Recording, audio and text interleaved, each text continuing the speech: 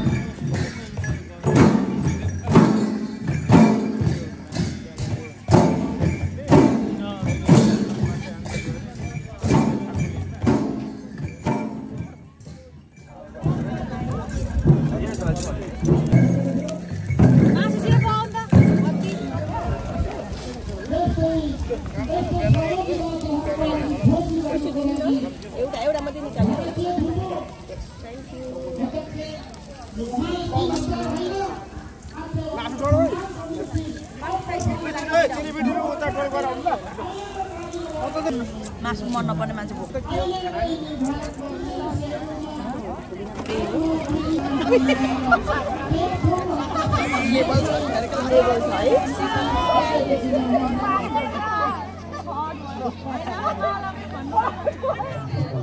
अब उसले आफैको एउटा त्यो तानाशाही र गन्दी अन्यायको गन्दी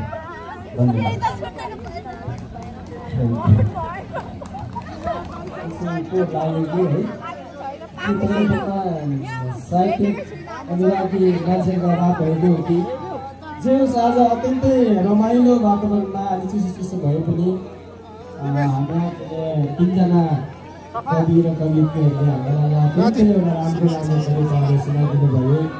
हामी त्यसको श्रवण गऱ्यौँ, आनन्द उठायौँ र साहित्यको बारेमा केही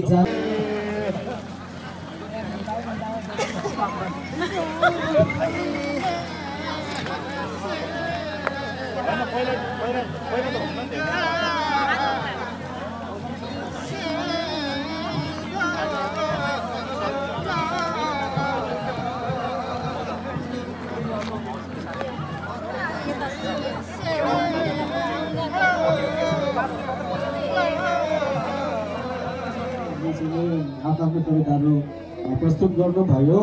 उहाँहरूलाई चाहिँ अब आयोजक समूहले प्रमाणपत्र अनि ट्रफी अनि लाइसीको पनि व्यवस्था गरिसकेको भएर अब यो चाहिँ फर्काएर लाने कुरा होइन। जो यहाँप्रति के अरे जसले 3 जनाले यहाँ कविता सुनाउनु भयो उहाँहरूलाई पालै पालो म नाम बोलाउँछु। थाहै छँदैछ हाम्रो जुलु दिव्य राणाज्यू, अनि खुसी लिम्बू, अनि त्यो पछाडि नवीन सुहान। तपाईँले यहाँ स्टेजमा 3 जना आइदिनुहोस् र आफ्नो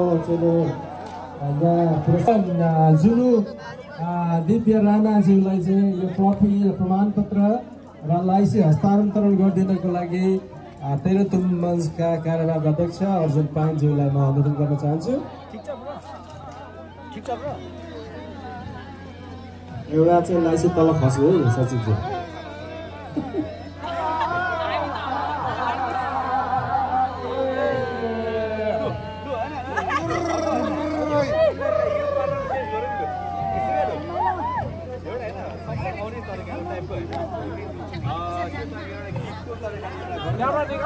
रहेको रहेछ। म एकैछिनमा अहिले हामीसँग प्रिपेयरली तयारी रूपमा हामीसँग लाइसी रेडी भइसकेको छैन। म तपाईँहरूलाई लाइसी हस्तान्तरण गर्नेछु। त्योभन्दा अगाडि म उपहार र ट्रफी चाहिँ तपाईँहरूलाई हस्तान्तरण गर्नेछु। कृपया माफ गर्नु होला, हाम्रो यो प्राविधिक समस्या थियो। अघिदेखि नै हामी गडबडीमा थियौँ। विभिन्न समस्याले गर्दाखेरि हाम्रो कार्यक्रमहरू नियमित हुन सकेनन्। आज कृपया माफ गर्नु होला। हामीले सक्दो प्रयास गरिरहेको छौँ। तपाईँहरू समक्ष हामी आउने प्रयास गरिरहेको छौँ र म यो उत्कृष्ट वेशभूषाको पुरस्कार प्रदान गर्नुलाई हकम तेह्रथुम मञ्चका कार्यवाहक अध्यक्ष कहाँ हुनुहुन्छ तपाईँ? कृपया स्टेजमा आइदिनु होला।